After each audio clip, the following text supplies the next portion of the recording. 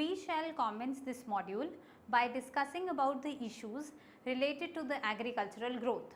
The critical issues inhibiting sustainable agricultural growth in India are low value agriculture, low cost benefit ratio, inefficient use of natural resources, and an overall deterioration of self-help institutions, both formal as well as informal, and their increasing dependence on inefficient, urban biased and centralized bureaucracy.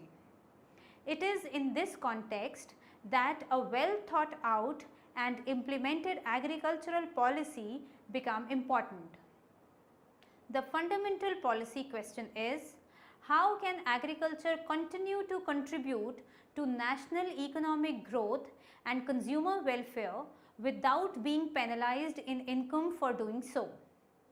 A subset of agriculture policy relates to the set of agricultural pricing policy, while another subset belongs to the domain of agricultural marketing.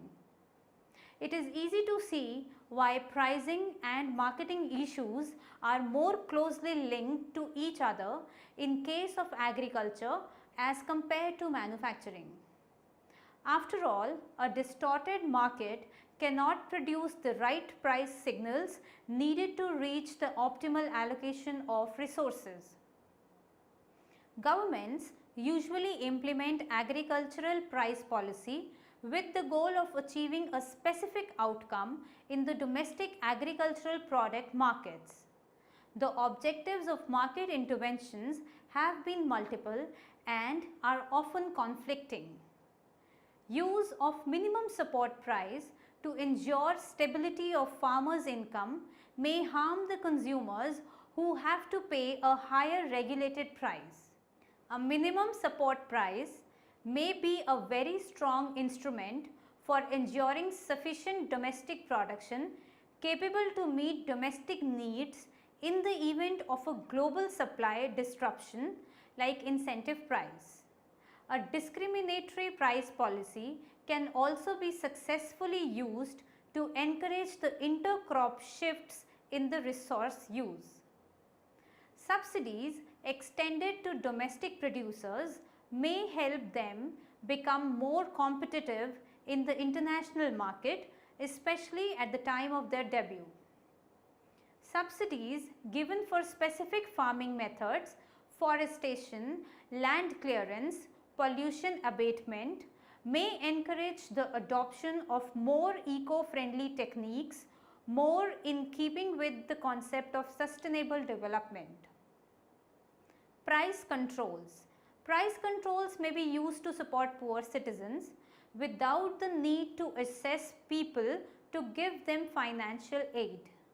But this often goes at the cost of the rural poor who lose out on account of the higher regulated prices.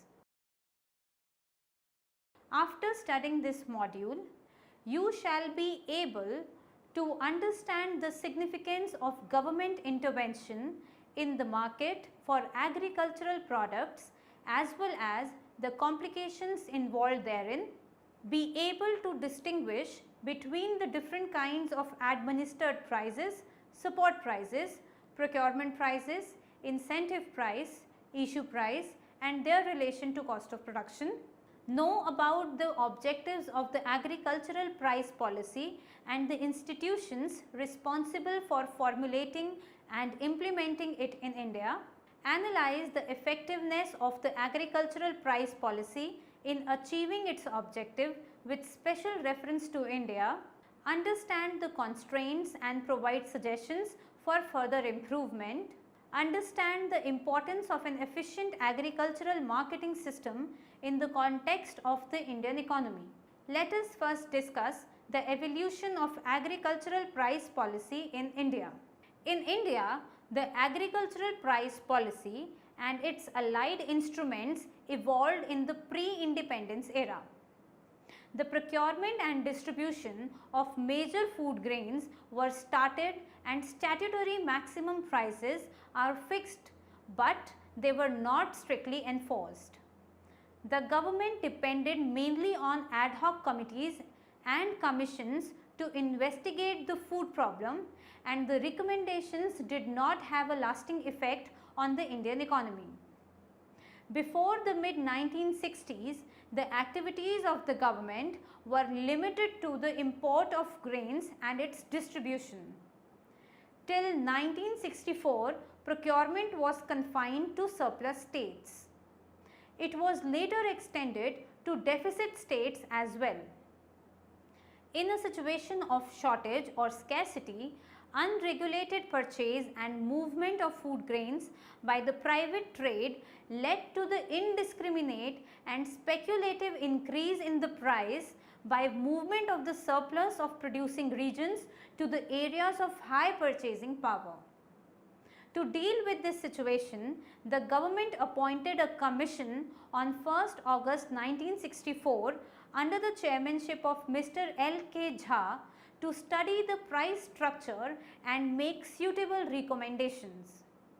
It was in 1965 that the Agricultural Price Commission was finally established with the basic objective of assuring fair price for farm produce and to advise the government on the price policy of major agricultural commodities.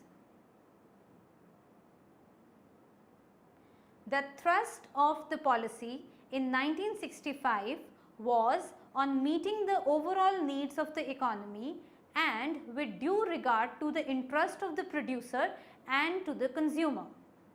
At that point of time, the highest priority was to maximize the production since the country was passing through a critical shortage of food grains. The most significant aspect of the support mechanism has been the insulation of farmers against a decline in prices. When an overall balance between the demand and supply was in sight in 1980, the Agricultural Price Commission's terms of trade of reference also included the changes in the terms of trade between the agricultural and non-agricultural sectors, and the commission was renamed Commission for Agricultural Cost and Prices. The first and foremost mandate of CACP was to recommend a minimum support price with the view to make Indian agriculture a remunerative sector. The purpose is to incentivize farmers to adopt the modern technologies and better the farming practices, raising the productivity and overall production broadly in line with the emerging demand patterns. In recommending the minimum support price, the Commission takes into account a host anticipated and unanticipated factors. The anticipated factors include cost of production, changes in input prices, input-output parity and trends in market price, intercrop parity, effect on the general price level, effect on the issue price and implications for subsidy. It also needs to grapple with unanticipated factors which include demand supply, effect on the industrial cost structure as well as the effect on the cost of living. Let us now discuss the different instruments of agricultural pricing policy.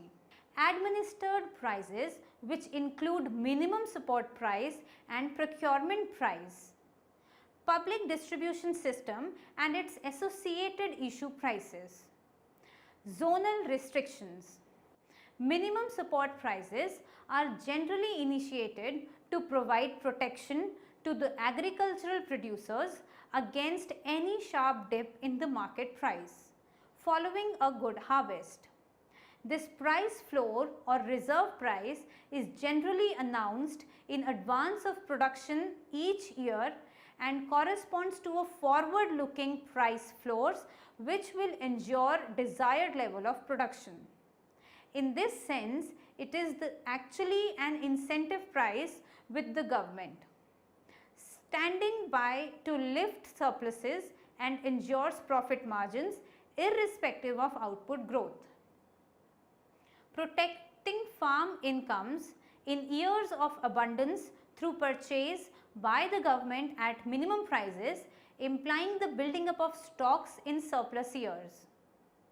Protecting consumer interest in years of crop failure. In a sense, the food price acts as a base price in the determination of both agricultural and industrial cost.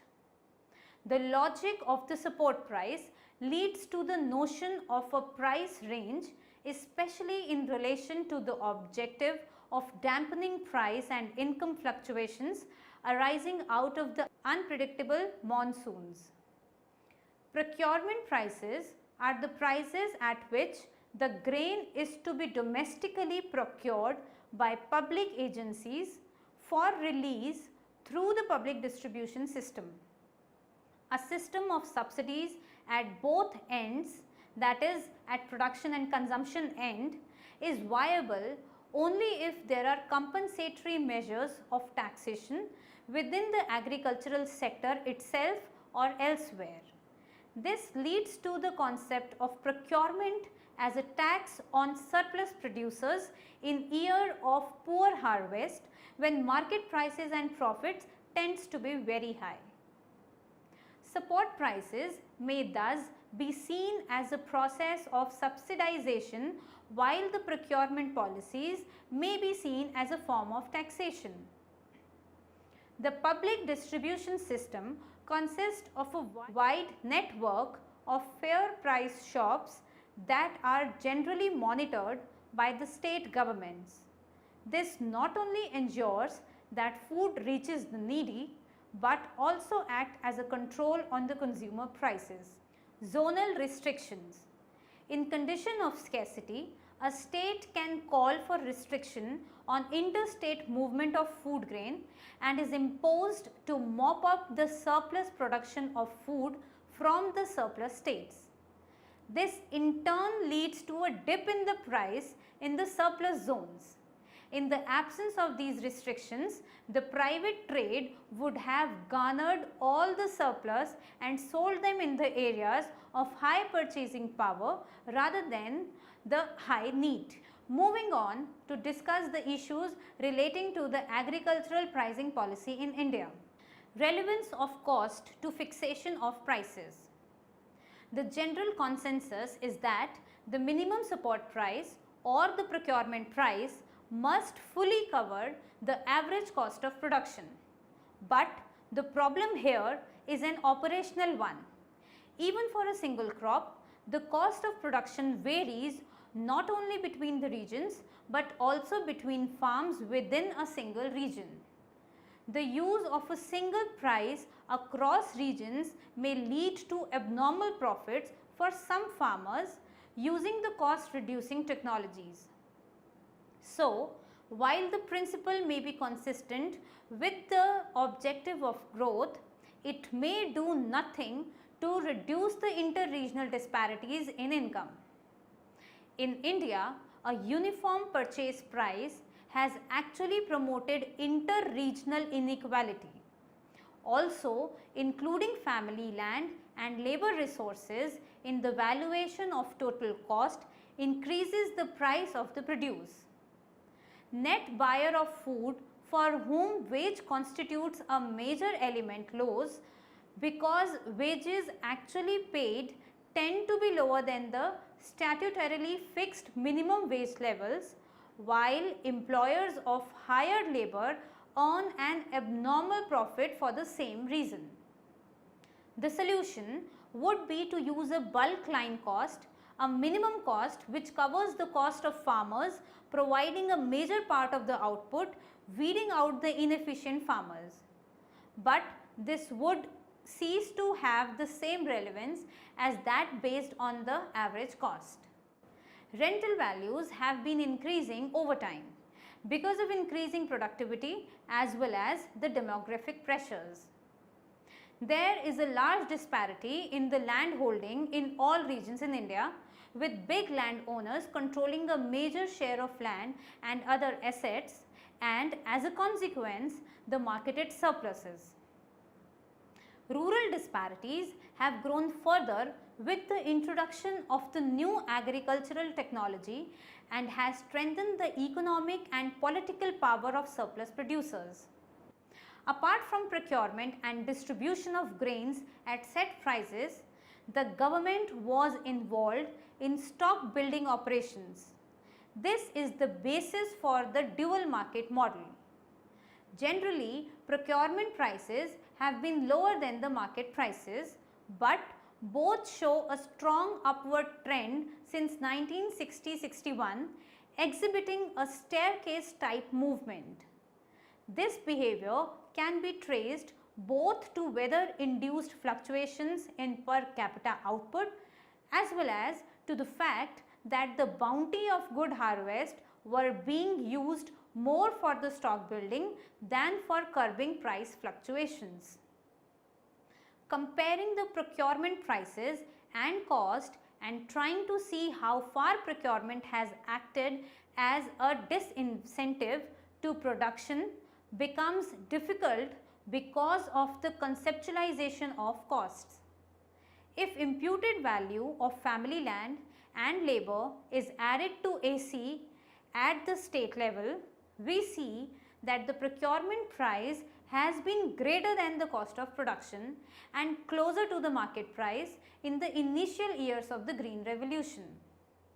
To the extent that farmers are also free to sell on the open market, prices received by farmers, a weighted average of procurement price and the market price with their relative quantities as weights, are more relevant than the procurement prices alone to a judgment about disincentives, or one may compare cost with the prices that would have ruled in the open market in the absence of any government purchase or distribution. The few studies involving such price cost comparisons show once again that pricing policy has been remunerative in relation to cost. One of the main objectives underlining the promotion of high yielding variety, that is HYV, and new technology was the attainment of self-sufficiency in food grain production and decreased dependence on imports. Between 1968 to 72, the increase in stock was through both imports and procurement. The net impact on economy is general, and inflation, growth, distribution, growth rates in agricultural production, levels of prices and consumption of food grains in particular cannot be easily accessed, mainly because it entails interrelated issues. For a more complete assessment of the impact of price increase or income distribution, it will be necessary to take into account the incomes earned through non-farm activities by wage earners and small farmers. Support prices should be applicable only for a limited number of crops, and their spatial coverage should be restricted to the crops which can be considered as price leaders or crops for which a technological breakthrough is imminent, or crops in a high risk environment where producers need to be given an assurance price. Even here, the minimum guarantee price should be treated as a transient measure. In India, by covering a large number of crops and ensuring a minimum procurement price, the burden on the government has become enormous. There is a need for a flexible approach while dealing with the entire issues of subsidies. An imbalanced and indiscriminatory use of subsidies can generate inflationary pressures and become counterproductive. The beneficiaries also lose the incentive to become self-reliant, but elimination of subsidies should be orderly and done only after taking into account the effect of their withdrawal on the agricultural production, regional imbalances, and the incentive structure of the late users. Food subsidies should be handled with greater care because a drastic cut in the food subsidy through the PDS will be an anti-poor measure. At present, other policy instruments like agricultural trade policy are not fully dovetailed with the price policy. An active agricultural trade policy will contribute to foreign exchange earnings during the time of surplus production and ensure adequate food supply during the period of scarcity.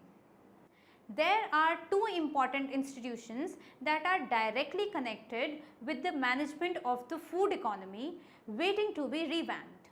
First is CACP.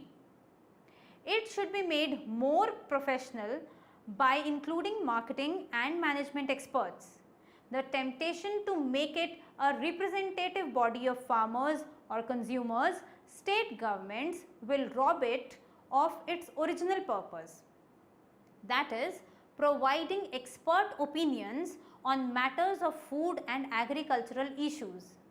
A more analytical approach is needed based on an explicit model of the agricultural economy and a deeper understanding of the macro trends in the domestic as well as the global economy. Second, FCI. This needs a drastic reorganization. As of now, the FCI is a centralized, bureaucratic, high-cost apparatus and hence is not able to perform well. Reorganization needs to be done to correct these deficits. Next, we shall discuss the benefits of efficient agricultural marketing system. Economic theory has already educated us about the benefits from an efficient market. Let us look into the explicit benefits accruing out of an efficient agricultural marketing in actual practice. The foremost of them relates to the optimization of input use and output produced.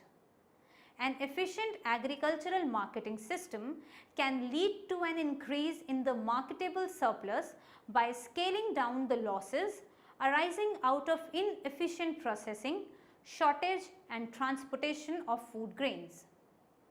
Marketable surplus is the quantity of the produce which can be made available to the non-farm population of the economy and be written as MS is equals to P minus C, where MS is marketable surplus, P is the total production and C is the total requirement of the farm family for consumption, seed, feed and wastage. Marketable surplus differs from region to region and within the same region from crop to crop as well as from farm to farm. Marketed surplus refers to the quantity actually sold and it can be greater than equals to or less than equals to marketable surpluses. For small and marginal farmers, the marketed surplus is generally greater than the marketable surplus because their need for cash is immediate. This is termed as distress or forced sale and these farmers then buy the produce from the market at a later date at a higher prices. For larger farmers, marketable surplus is greater than the marketed surplus because of their better retention capacity or ability to substitute lower priced crops for the higher priced one. For perishable commodities, the marketed surplus is equals to marketed surplus. An efficient market gives proper and reliable price signals to the farmers to help them plan their production. It provides employment to millions of people engaged in packaging, storage, transportation and processing of agricultural commodities.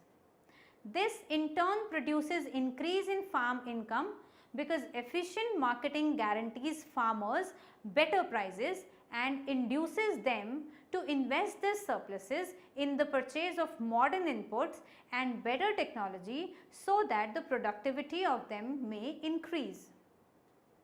An efficient market leads to the elimination of economic waste, reduce food price and help poor better cope up with the poverty. With better pricing ensuring benefit for ultimate producer and consumer, Efficient market helps in increasing the demand on a continuous basis and guarantees a higher income to the primary producers. It will generate external economies as well as by promoting growth of agro-based industries. Many industries depend on agriculture for their supply of raw materials. Now, we will review the status of agricultural marketing in India. Organized marketing has been promoted through a network of regulated markets to ensure reasonable gains to the farmers and consumers. There is a huge variation in the density of regulated markets in different parts of the country, from 103 square kilometer in Punjab to 11,215 square kilometer in Meghalaya. Such low density of market spread creates problem of market access for small and marginal farmers. Agricultural marketing reforms and the creation of marketing infrastructure has been a prime concern of the government. Starting from 1951, various 5-year plans laid stress on the development of physical markets, on farm and off-farm storage structures, facilities for the standardization and grading, packaging and transportation, etc. The number of regulated markets have increased from 286 in 1950 to 7157 in 2010. Producers use different market outlets, commission agents, local traders and farmer markets at different times of the year as a strategy to get the best price for their produce. Farmers' market are especially beneficial for small producers who have difficulty in selling small volumes during the dry season in the conventional marketing system. Farmers' market have influential producers' practices in different ways. It has incentivized diversification of production, maximizing the use of water and land resource throughout the year.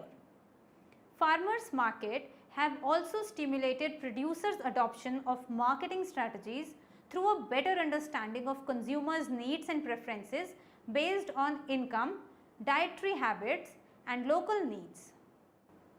Factors which affect the producer's capacity to adapt the change include access to credit and financial assets and institutional support across the system.